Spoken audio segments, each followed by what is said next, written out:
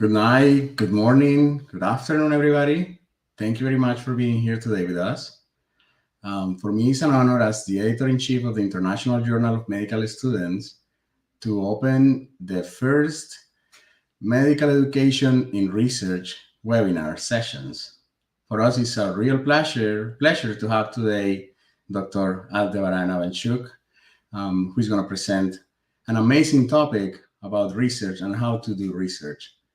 The journal has been running for 10 years now, and we are very proud to finally reach this goal and start with these kind of activities to be shared with you and the rest of the world.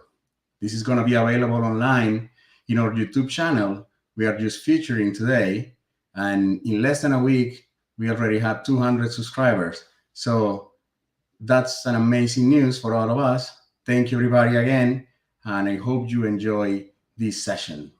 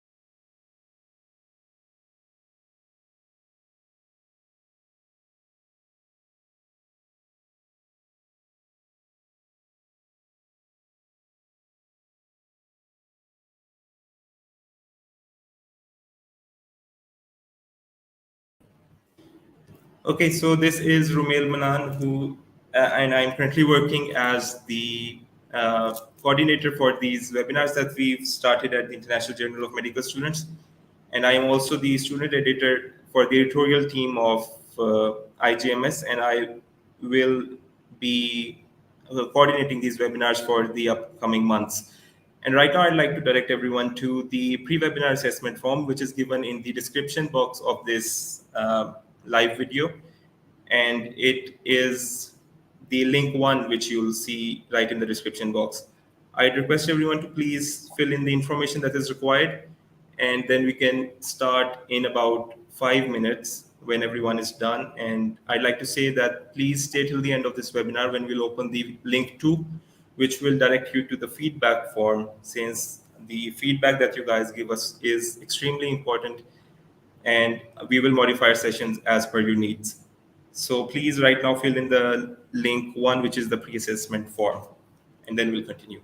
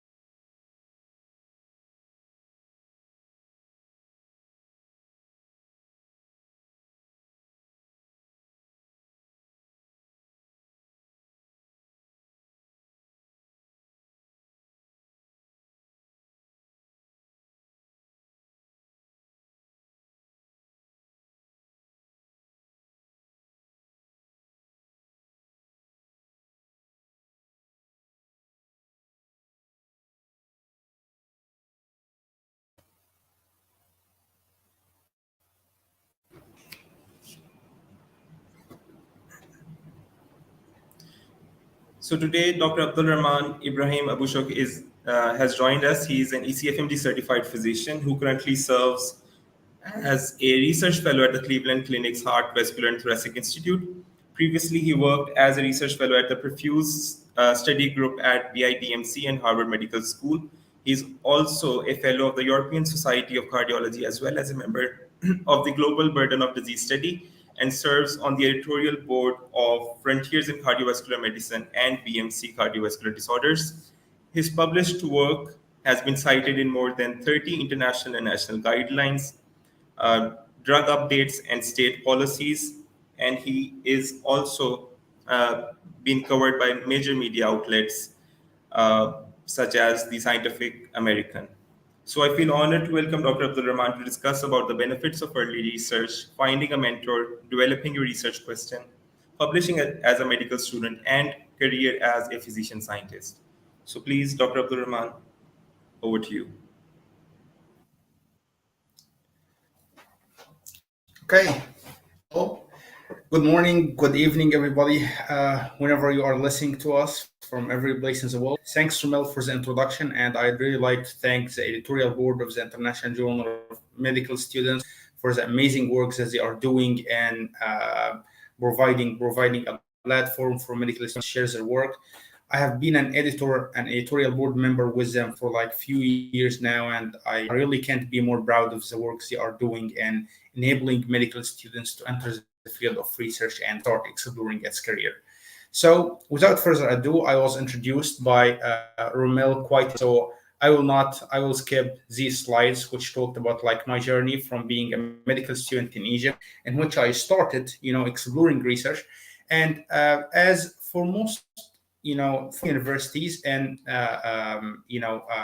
developing countries, research is not really focused on during medical training. Mostly the training during medical school is focused more on the clinical skills, which is good because, they give you a certain baseline, then you have to build on it using extracurricular activities and, reaching out to mentors and, potential research collaborators. But, that's one of the barriers that I hear medical students from low and middle income countries complain about all the time, that they are not systematically taught research in their medical school. And so they have to depend on themselves a lot during this pathway. And so that's what we're going to do here. We'll discuss, how to start, exploring your a career in research during your medical student years, then what to do after graduation. And I will start by speaking about concepts that a lot of medical students often don't know about. Because when I was a medical student at Ain Shams University in Egypt, I conducted a study among my university students to ask about their knowledge and attitudes and perceived barriers against, towards clinical research and against a career as a physician scientist.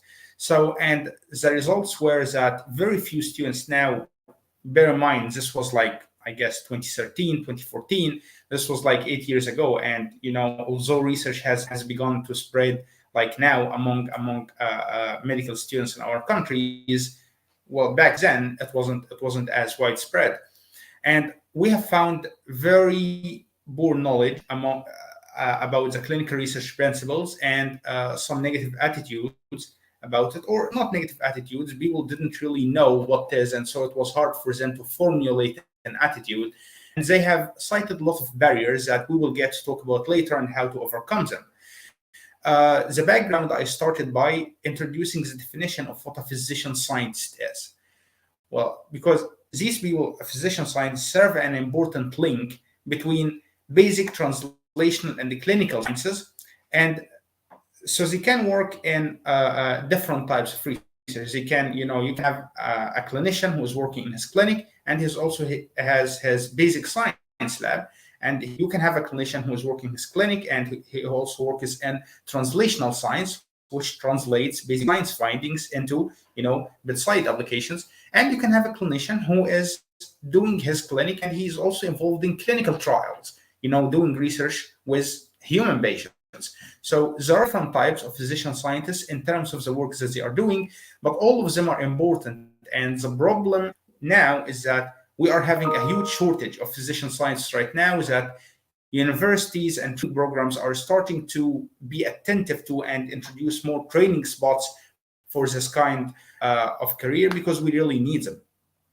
There are actually multiple tracks if you want to be a physician scientist. Now, many universities around the world offer what's called an MD PhD track, in which you study a medical doctorate and a doctor of philosophy in the same time. Now, usually that's a 7 or 8 year combined program, and usually that's the shortest and most straightforward way to become physician scientist.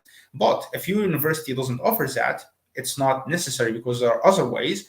You can take an MD and then you can be engaged in research. And I know many brilliant physician scientists who are just like that, or some people who just took PhDs and then were interested in medical school, got into medical school, got their MDs, and then continued doing research towards a physician scientist pathway.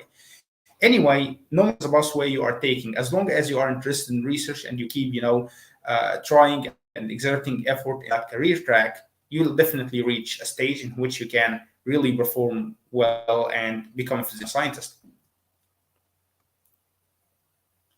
So to achieve that, sometimes, after graduation from our universities, sometimes you would need to undertake research either at your home country, or you might need to travel, somewhere else like the US, the UK, Japan, or Australia, or, some other country in Europe, to undertake like some advanced studies, so that you can, advance yourself in like clinical research methodology or the science of a specific research fields that you are interested in. Let's say, for example, you are interested in biophysics. You graduate from medicine, you want, to combine like biophysics and medicine, or you are interested in biochemistry or bioinformatics or computational biology or computational neuroscience.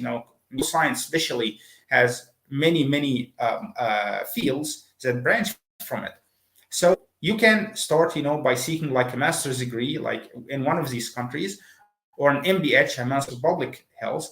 And, I have video on my YouTube channel in which I explain what are the requirements to pursue a master's degree or a PhD in one, abroad. And you can check it if you want to get insights into that. So you can apply for a master's degree or a PhD degree directly.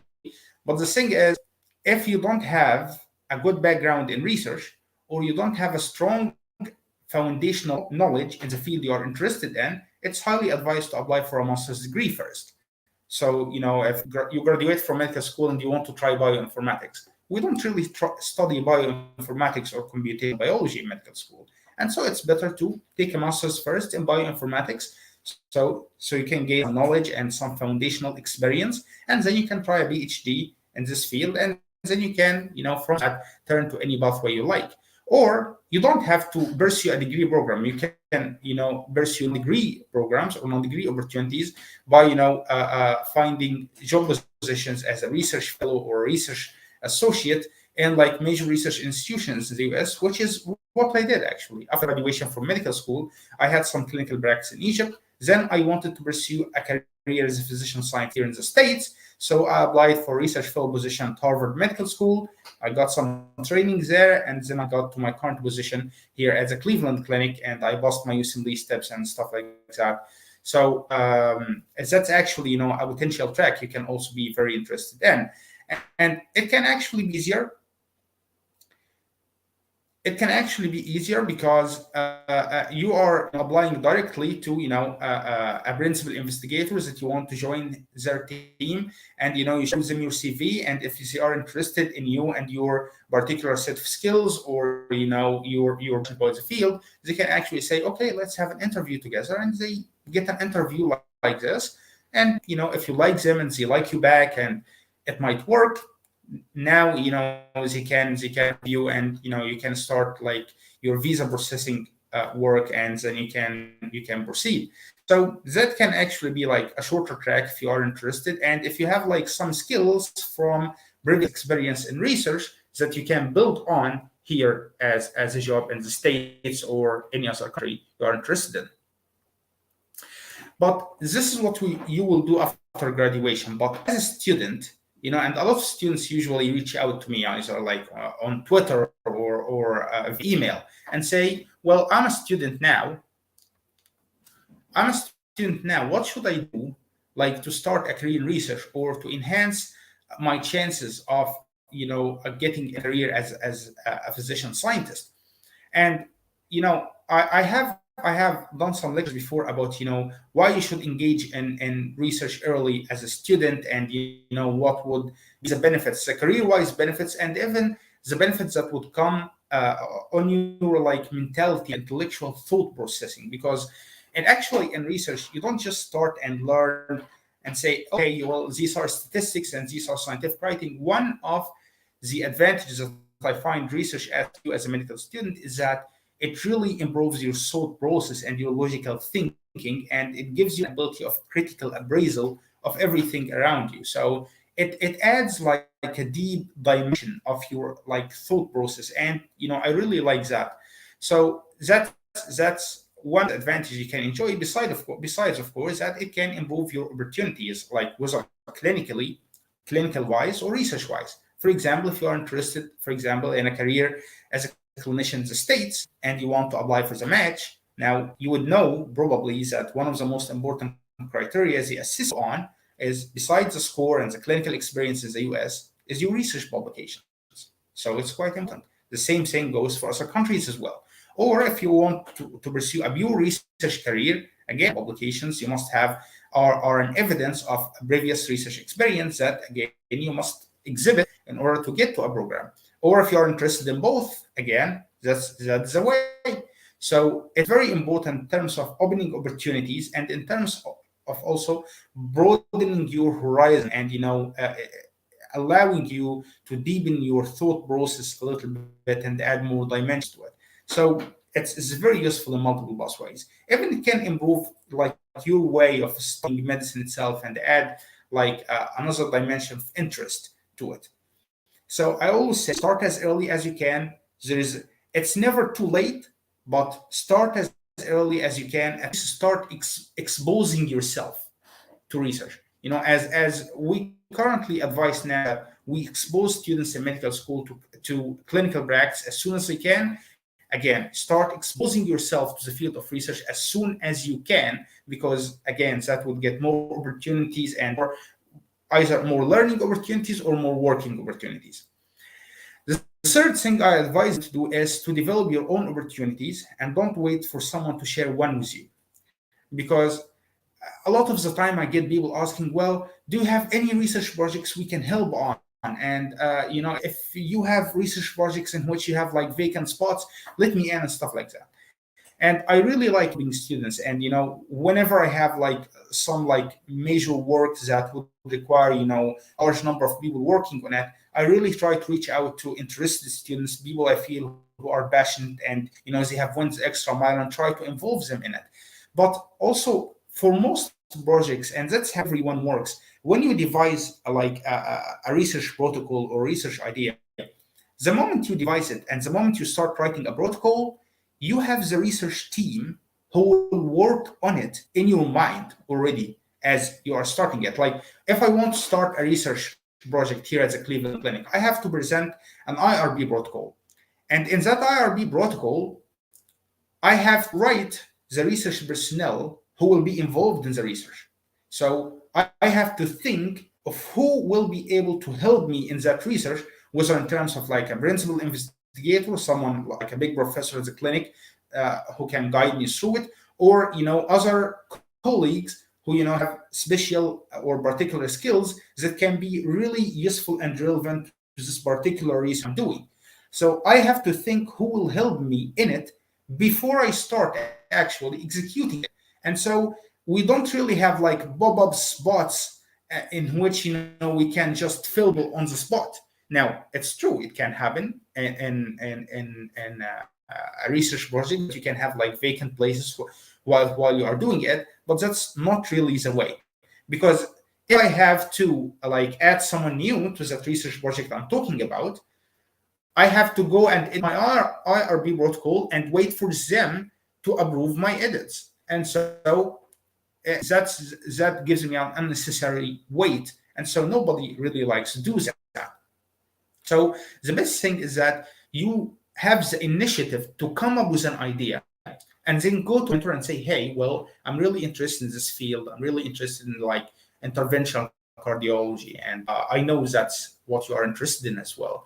So, and I have been reading like the literature recently, and I have noticed that this like aspect of the literature, or that there is a gap here in this area of the literature, and I thought, well, maybe you can conduct like some form of a study that, you know, we can address it, and you can start explaining to him your idea in more detail.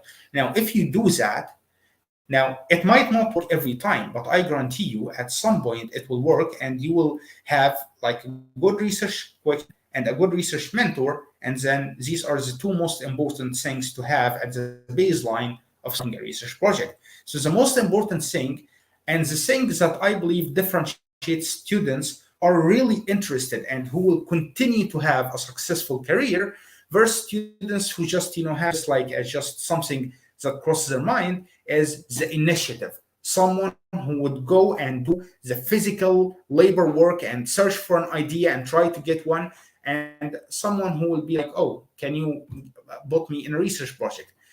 The first type usually go on to be more successful.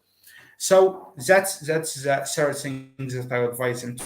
The fourth thing is to make connections. Now, connections are very, very important in the world of research, both in terms of getting you learning opportunities and research opportunities as well. And one of the most valuable ways to get connections is conferences. Now, a lot of students go to conferences, you know, and they are interested like in competing for like an award, like a research award or something in the conference. And while it's good, and whilst it really, you know, adds to your CVs, it shows that you are very interested and you have worked on something that has been perceived by other people to be of quality, I don't believe that should be the most important thing you are looking for in a conference. The most important thing is actually finding connections, connecting with people, with colleagues or principal investigators or whoever you might feel they can help you in your future. You can approach them during the conference. You can, you know, if you have a poster, you can, you know, invite them. Hey, you know, I have a poster in this hall, and I would really appreciate if you can come and take a look at it and perhaps give me your feedback. And then they will come and you start discussing with them, and you say, well, maybe, you know, I'll keep in contact with you. Can I have your email? And then after you go home, you can send like an introductory email saying, hey, Dr. X, I am Ahmed, who met you in the conference, and you know, I was really pleased to speak with you.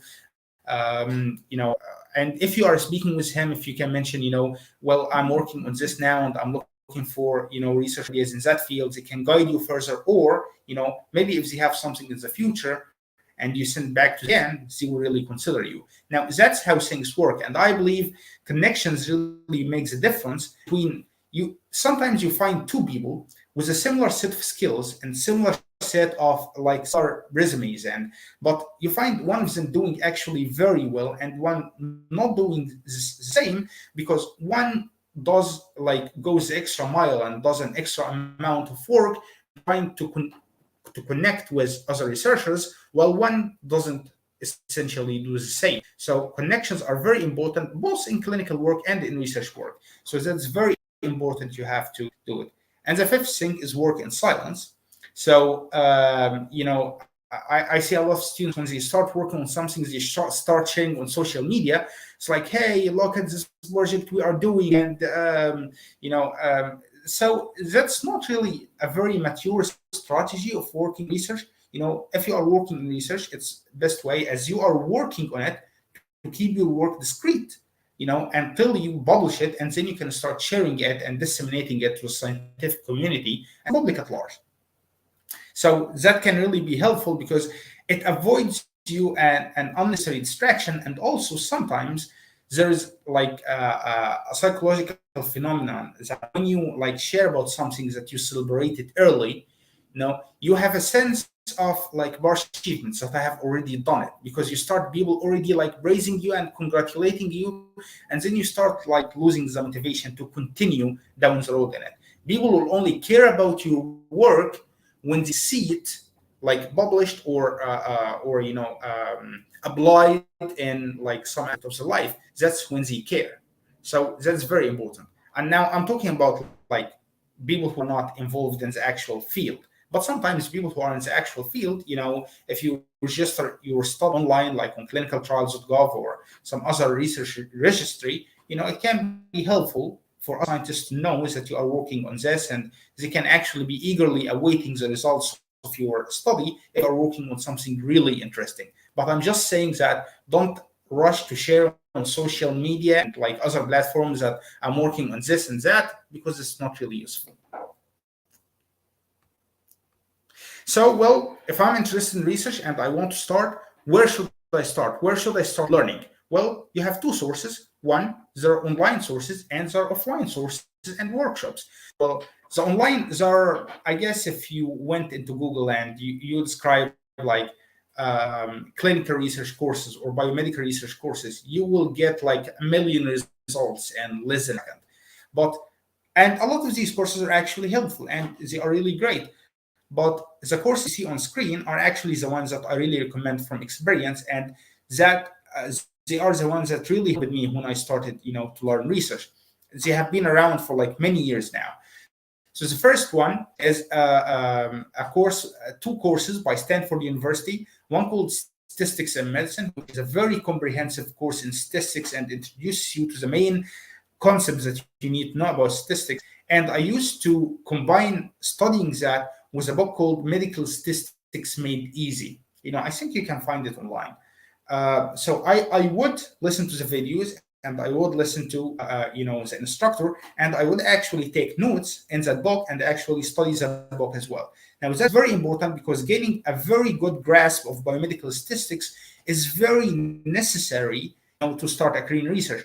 Even it's very necessary for you as a clinician because, when you are reading clinical trials and they are talking about the results in a specific way, you need to be able to understand what they are saying and what these results really mean, and if they are statistically significant, or not, and if they are statistically significant or say clinically significant, you must be able to make certain interpretations that are mainly based on not only your understanding of your field, but also on your understanding of biostatistics. And I believe no modern doctor should lack a sufficient understanding of biostatistics. It's really, really important in our era of evidence-based medicine. The second thing you should learn is writing, scientific writing, because it's quite different from the writing we do in every in our daily tasks. In terms of it has its own rules, and it has different goal and purpose generally, and so it has different rules. And so again, one of the courses are offered by the University of Stanford, and I believe it's on the platform Coursera, called Writing on the Sciences. Now, if you got to a stage that you are working on a clinical trial, there's a course by Harvard called Fundamentals of Clinical Trials that I think they give it periodically on EDX that you can search for. And the last one is a course by BMJ in collaboration with the University of California, San Francisco, called Research Publication. And it's also, really valuable in terms of it gives you a longitudinal track of different skills you're going to have to learn. And then you can supplement particular skills, with the course on statistics or writing. In general, you should have a baseline knowledge about doing different steps of the research process, and then you can distinguish yourself in a specific skill. So they know how to conduct sometimes the entire process, but they are very, very gifted at the area of statistics, or they are very, very gifted at the area of clinical study design, or very, very gifted at the area of writing and disseminating the research findings. So it's really up to you. What do you really like that you can distinguish yourself in, and also that will help you choose your collaborators, because you are very strong in this and you will choose a collaborator who is very strong in this. I find myself very much enjoying statistics and writing, and I also have some interest in clinical study design, but to me statistics is an area that really draws me. So you will find what area you are really interested in, and you can pursue. And the second thing is that definitely these online courses do not will not make you will not remove your need for doing like an offline work and hands-on work, like getting into workshops and learning from people, like in actual workshops and actual classrooms. And I guess a lot of people in a lot of countries are now offering these kind of courses and these kind of workshops, in which they are teaching you about giving practical workshops about like clinical study design or biostatistics or stuff like that. So you should like try to see like in your university or in your community who is offering this kind of workshops. Sometimes they are individuals or institutions. You should see to gain a hands-on experience in the field of research. Supplemented by online courses, they can give you a very strong foundation that you can really build on when you start like working on a research project. After you learn a little bit, and learning can go hands in hands like with working on like a training project or working with a mentor on a training. This next thing you will do is try to find a mentor. And again, that's one of the questions I often receive from students, like, how do I find a mentor? I don't believe I can find like good mentors at my university. And, what are the criteria of a good mentor? Now, here's the saying. People often confuse the words mentor and supervisor. So a supervisor is someone, your relationship with him is only related to a specific project. He supervises this project with a primary goal of getting the project done. So primary goal here is getting the project done. So while you might get some teachings, some education during the project, the primary goal here is getting the project done. But a mentor is someone who will also supervise you in a project, but the primary goal here is teaching you and guiding you forward. So the primary goals of working with supervisor versus a mentor are really different. For one, the aim is the project, and for the other, the aim is really you, and the project is also important, but you matter more. So that's the most important thing. And when you are starting to find, people to work with, you will find a lot of people, supervisor and mentors. And with time and with working with them, you can start to really understand, well, this person actually works as a mentor because I feel when he is speaking to me, he is trying to really teach me and trying to really guide me. Well, this one only talks about me about, well, let's do this, let's do that, let's, remove this, let's remove that. And these will help you like differentiate between supervisors and mentors in terms of like who would you establish a long-term relationship with. You want to establish a long-term relationship with mentors that even if you are not directly working with them, you can seek their advice whenever you want. So how to find one? For a start, you have to find someone who is interested in the same field of research you are working on. You are, for example, interested in cardiology or neurology. So you have to find someone who is interested in the same field because, again, your work must align with his interests as well. So you can actually start asking in your university, start working in your university department, like cardiology department, about, who is working on this like track of research and who, can I approach? And people can be really helpful and guide you further and say, well, Dr. X works on this topic and his office hours are between 6 a.m. to 2 p.m. on Wednesdays and Thursdays. And you can meet him then. And it's best to go with him showing, hey, well, I have been learning and I have been searching and I might have like some interesting ideas that I want to seek your opinion on. That's the best way to approach a mentor. Or you can actually go on PubMed or any other database. And PubMed is usually the one I recommend. And you write cardiology and all capital Ain Shams University, or neurology and Ain Shams University, or cardiology and Al Faisal University, or whatever. And what will that do is that it will get you all the papers that were published from the cardiology department at your university. Now, what you should do is that you will find, for example, they published like 100 papers during the last 5 years. You should start looking for the names that come up frequently. You don't want to just pick up any name because, like who might have published like one study in the last 5 years and, he didn't really publish, is not like regularly engaged in research. Might be he doesn't have like sufficient opportunities for you, or, he is not like actively engaged in research on a regular basis. Now you want to find someone who is actively engaged in research and who has like some good output. It doesn't have to be very prolific, but at least that he is publishing on a regular basis. So you look for names that come up frequently and you start, well, this person seems to be like quite active in research, this person, and then you start to see who of them works in your, if you have an exact field, or if you are still trying to find your exact field within cardiology. You don't have as a medical student to be interested in like interventional cardiology or like, some field of like vascular neurology. No, you just, you don't have that. Now, if you have it, it's good, but if you don't have it, it's no problem. And after you get their names, you can, reach out to them via email, or you can visit their office, like during their office hours, and it can really, be helpful, if you have an idea, again, if you choose the initiative that, hey, I have done my work and I'm coming to you because I'm really interested. That's what helps them, like, really know that you are, like someone who is really interested. Because remember, they probably get emails like this all the time, and they probably students like offers them like to be engaged in the research projects all the time, but that's not what they are looking for. They are looking for someone who has the initiative and who can really help them, and in the process can really learn a lot from them.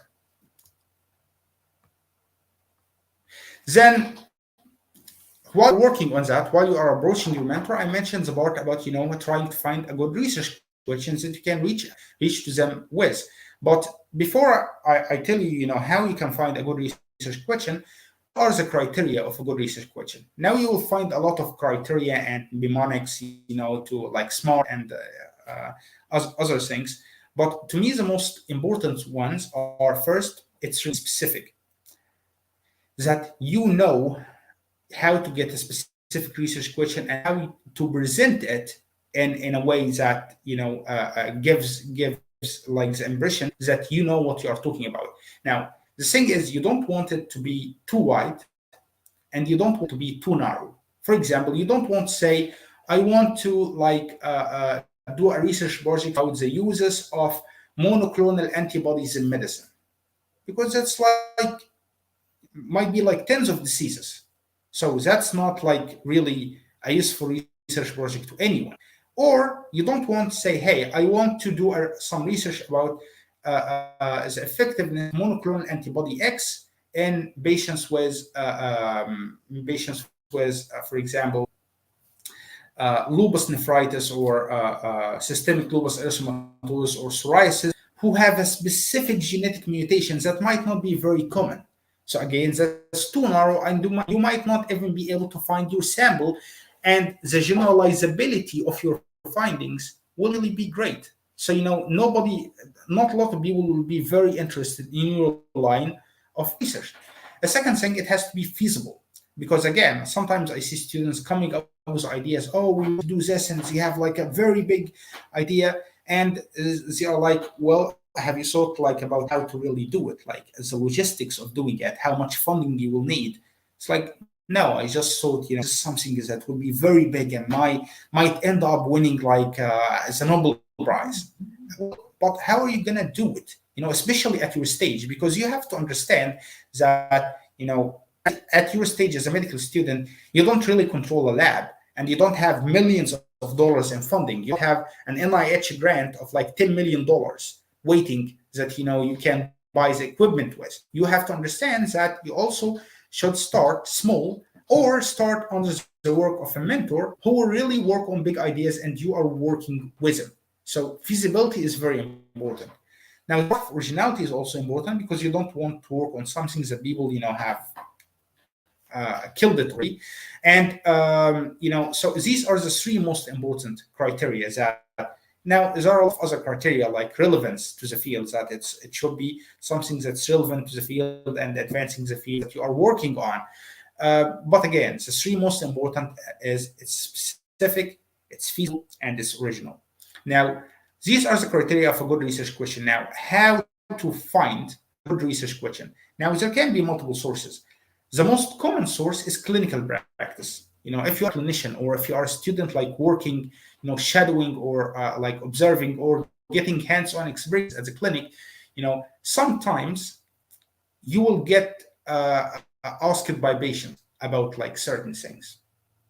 For example, a patient will ask you, well, I've heard in the news that this drug or combination of drugs can really reduce my risk of disease X. Is that true?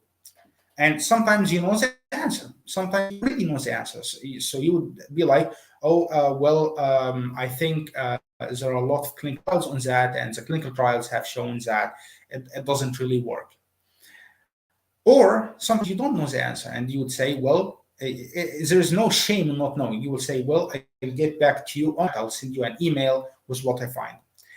And you'll go back, read the literature, and tell them what you really want. And sometimes you'll go back, read the literature, and find out that what this patient asked is a gap in the literature. We don't really know.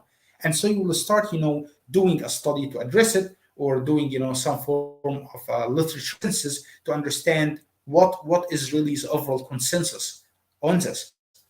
So that, or sometimes you can see a patient who experience an uncommon side effect of medications, then you can, try to find out why that happened, and you can study that more. So clinical practice is the gold standard of finding ideas, and that's one of the strengths of like physician scientists in comparison to people who only do science. That you are like being in the clinic actually gives you stronger and better ideas to search for, and that's actually a major advantage.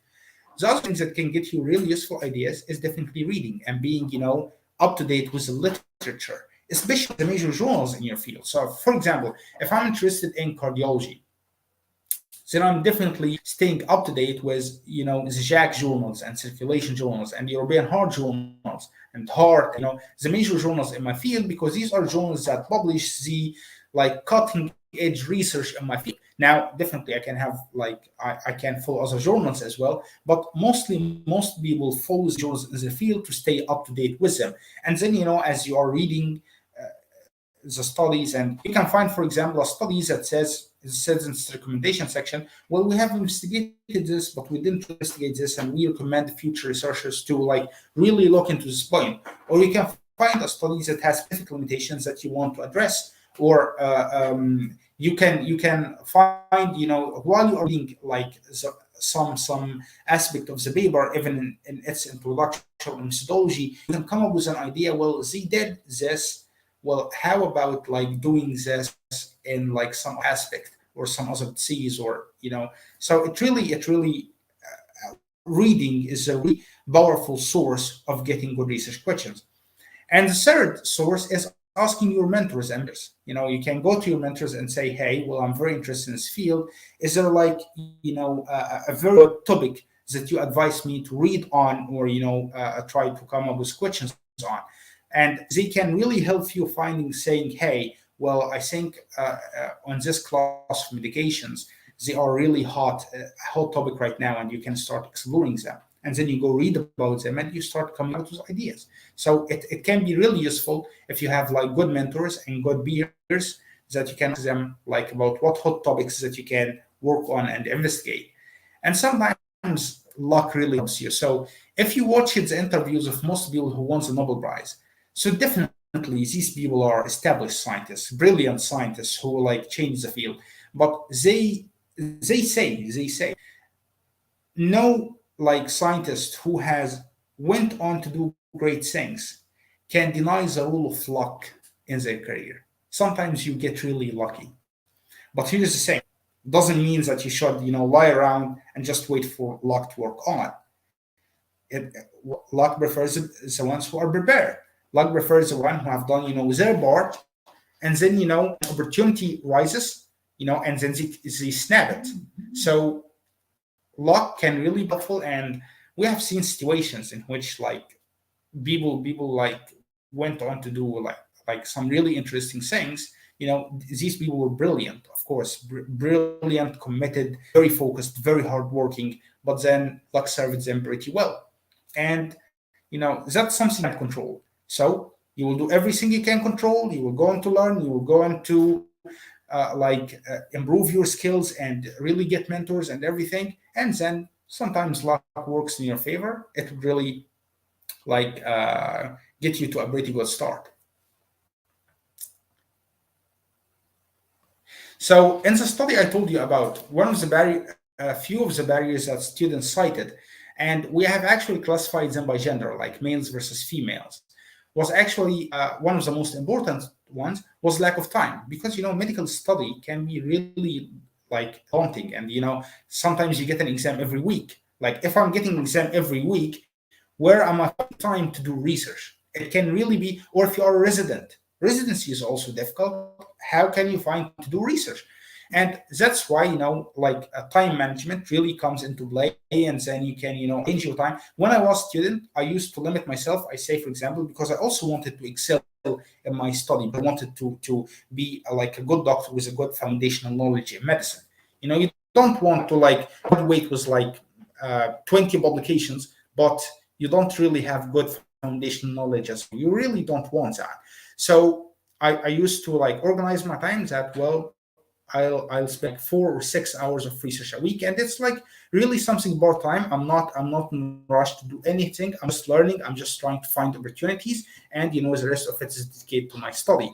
Now, if you are in a program or a medical school that has research integrated into your study, that's even better. If you are in a residency program that has research integrated into it, that's really good. There are many research programs in the US that has a clinical scholar track or a physician science training pathway, what they call the BSTB, and they can be really good if you are interested in this line of career, and you are interested in getting dedicated time for research during your residency. It can really be helpful if you have such kind of interest. Again, some students have just lack of interest, or they don't know how to acquire research skills. They cite lack of funding, they access databases and stuff like that. Many of these problems, you can really find solutions for. So that is inaccessibility. So a lot of universities, even in low and middle income countries, have partnerships with databases, even a subscriber database like Scopus and Web of Science. And again, there are free databases like PubMed or Cochrane Center, for example. These are free, and you can really access them anytime. In terms of the lack of funding, yes, I acknowledge that can be a real problem, and I believe the only way to overcome it is through mentorship, because a mentor is the one who will really tell you about the funding opportunities, how to apply for them, and help you write a grant protocol if you are working on something that really costs a large amount of money. Lack of research skills, again, that's something we talk about, finding online courses and supplementing them with offline, workshops and hands-on experience in the field. So a lot of the barriers that students cite can actually be overcome. Understand it can really be difficult, but again, if you are really at it, you can actually overcome them. So it's just don't give in to these barriers. One of the most important pieces of advice that I give students who are interested in this field is when they say, oh, we are really interested in research and we want to work on, the most important question to ask is why? Why do you really want to do it? Because research, it can be very rewarding, but can also be very, daunting work. It can be, it can really, take a large portion of your life and your time, and it requires dedication, commitment. So why do you really want to do it? Is it sometimes it's just peer influence. They see their colleagues, working on research and publishing papers. So I won't do like that. Well, the problem is that now I'm not blaming or judging anybody, but the thing is, there are reasons, and then there are reasons that aren't so real. Now, the real reasons are ones that are going to continue with you and help you have a real career in research, because you will be interested for a long time. You can spend your life doing research. But the other reasons will not really sustain you that long. And so the most important question is actually asking why. Why do you want to do it? And here I'm not talking about the aspect of, oh, I want to have a lifelong impact in the field of medicine. Well, that's great and everything, and I want my name to be remembered as one of the great contributors to the field. Well, that's great. But if you don't really have an interest in research itself, if you don't have that like mental capacity, it would really be difficult. If you don't have like, I'm doing research because I really want my patients, because I really want to be a better researcher and a better doctor as well, because being a good researcher can help you actually be a good doctor. So if you don't have these things in mind, I'm afraid that you will not really go so far in the field. There have been a TED talk by Simon Singh in 2009, and it's I think one of the 10 most watched TED talks of all time. And he describes the differences between people who are successful and people who are not so successful. So he says that people who are very successful, anyone, when you are starting like in a field, you ask yourself 3 questions: why, how, and what. Successful people start from why, they know why, and then they start learning the how and what. But other people tend to try to learn the what and how first, but they don't really have a good foundational why. Now, if you know why, now if you sit with yourself and ask yourself, well, why do I really want to do this? And am I doing this for the right reasons? Now, that can really set you on the right pathway to a successful career in research. The last piece of advice that I will give you is dealing with competition. And the thing is, medical school is really competitive enough. And you are competing with your classmates, and you are competing with even people, and like other universities. For example, if you are applying for the match in the States, you are competing with everybody from all over the world. And it's true, it's a competition, and then there are winners who end up matching and losers who end up not matching. Well, I don't mean like losers. I just mean like the system doesn't work fairly for everyone. That's what I really mean. But if you are in medicine and you have made it like that far, you are really a winner. So it's just not your time yet. And I really mean that.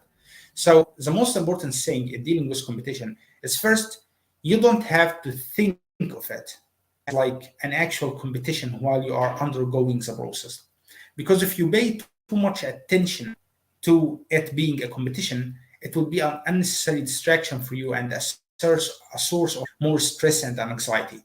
Okay, so you can actually focus on yourself, try to improve yourself, be a better person, have a better resume, have like better qualifications, have better personality in general that can really set you forward.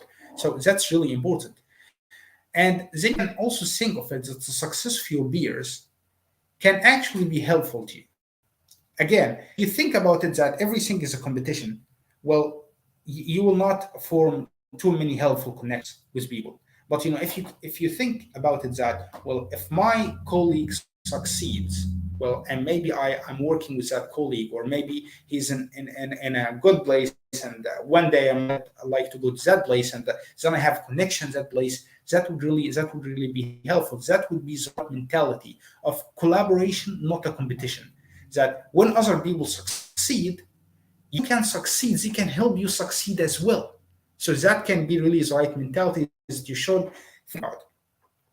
And the most important thing is that don't compare your rate to anyone else's rate. Because sometimes, and I see this all the time, students compare themselves to other students who might have been working in any field for like some time, and then they are starting to see some fruit for work, while students say, I seem to work, but I can't really get end results. Like, I've been working in research for like many months now, and I didn't publish anything. I don't think this is working for me. No, it really takes work. It really takes a large amount of work in which you are working, but you are not seeing like a direct result. And then when things starts to like prime, you start seeing like a lot of good results coming like subsequently. So again, it's very important. Don't compare yourself to anyone else, because that would really give you like a source of an anxiety and stress you don't really need, and it would really like impact your creative capacity and your ability to like be in this field anyway. So try to avoid that. And here's the thing, a lot of students, when they think about research, they think about like the first thing they think about is like winning awards, like winning major awards, even from like young investigator awards all the way to the Nobel Prize. Well, the thing is, you can actually do it and you can actually win it. But the thing is, if you really want on that, you will have to spend like a lot of time doing like the most basic things. Sometimes even like cleaning your lab, and it's okay. You shouldn't shy away from it. So that's very important that you have like the right mentality, that I will have to do a lot of work so that I can get this point, and I shouldn't shy from any type of work as long as it gets me closer to my goal and as long as it's ethical, of course. So the expectations of reality, if you really know what you are getting into, that would really be helpful. Because if you are imagining that you will get in, you will work in for a few months, and then you will start going to conferences and you will start seeing opportunities and stuff like that, you are really wrong, my friends. That's not how it works. You are really wrong. And so, knowing what you are getting into and that you can work many years because you can see some actual fruit for your work, that's the right mindset and that's the right mentality. At the end, that's actually a series of comics that are more for an Arab audience. I don't know how many like people from the Middle East listen to us, to be honest, but I think it can work for anyone. So the most important thing is to start small.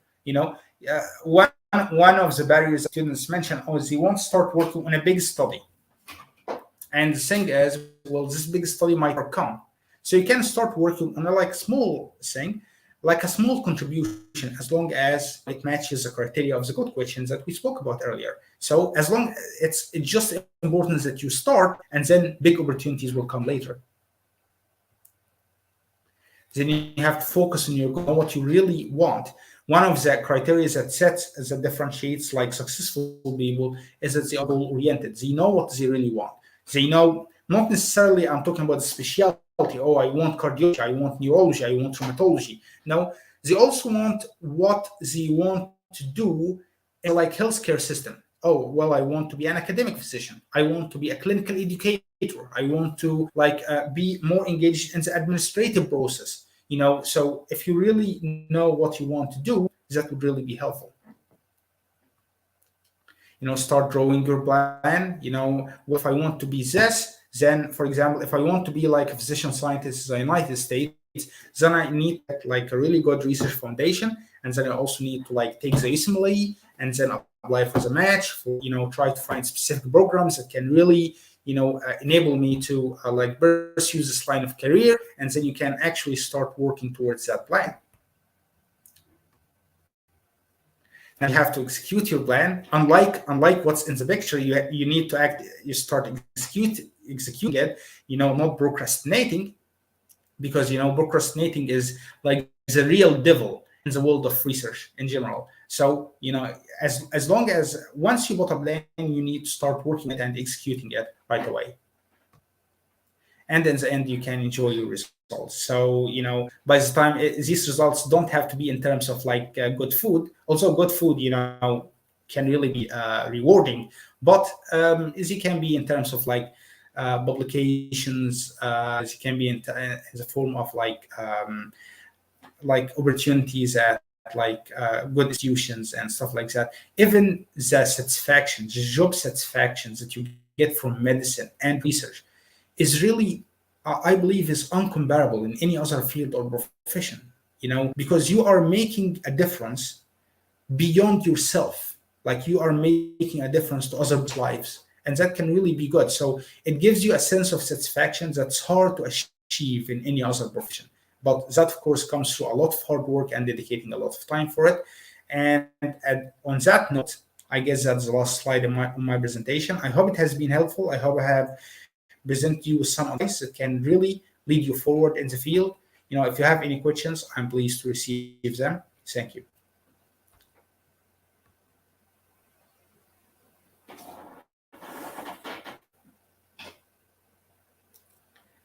I think you can send your you can write your questions like in the chat. Thanks, Dr. Muhammad.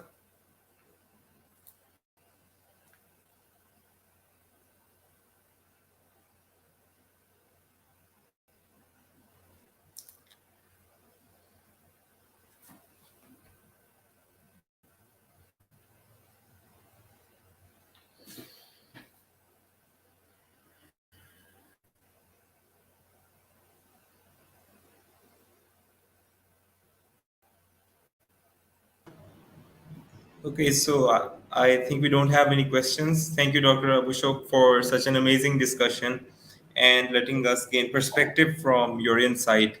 I particularly liked your approach to learning research and especially developing the research question. And I think it will be extremely relevant to our audience. Now, I would like to request everyone to please fill the feedback form that we have linked in the description box as the link to. And we will make changes as per your needs, and we will be sending certificates to those who complete the feedback form. So we will wait now a minute or two, and then we'll continue.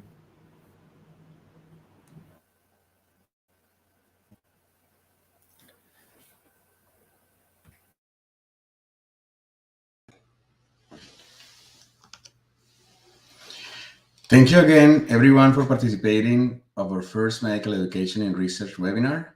We will be sending certificates to all the participants in the next couple of days.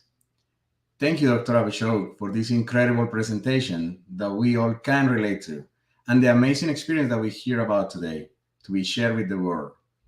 Thank you also to all the team in charge of planning and designing the webinars, including a special mention to Drs. Camila Velandia and Romail Manan for the organization of this magnificent event.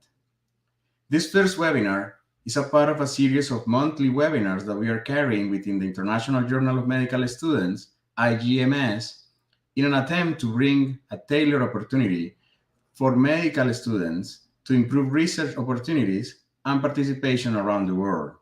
The IJMS is there for you. We are growing at a tremendously fast pace, and with it, indexing and citations of our articles. We welcome continuously submissions of original research, case reports, reviews, and experiences, where at least one of the authors is a medical student or a recently graduated physician. The first medical education in research webinar is also the stepping stone in preparation for the first World Conference of Medical Student Research. You can find more information at our website at www.ijms.info in the conference section. Our call for abstracts to participate as speakers is open. Do not miss the deadline to participate. This is a great opportunity to strengthen your CV and your research presentation skills. We hope to see you again in our next month webinar about observational study designs. Do not forget to subscribe to our channel and activate the bell for notifications of our incoming events. Thank you and stay tuned.